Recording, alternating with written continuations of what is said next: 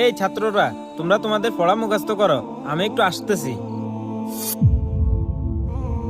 আরে বাহ, touch mobile, এটাই সুযোগ নিয়ে নি। লাম মিম। এই ছাত্ররা, এবার তোমরা তোমাদের পড়াটা দাও। আরে এই আমার ফোনটা তো আমি এইখানে রাখছি, আমার ফোনটা কই গেল? এই ছাত্ররা, তোমরা চুপচাপ বলো, আমার ফোনটা কে নিয়েছো? এখন যদি হুজুর জানতে পারে তার মোবাইলটি আমি চুরি করেছি, তাহলে তো আমার পিঠের চামড়া থাকবে না।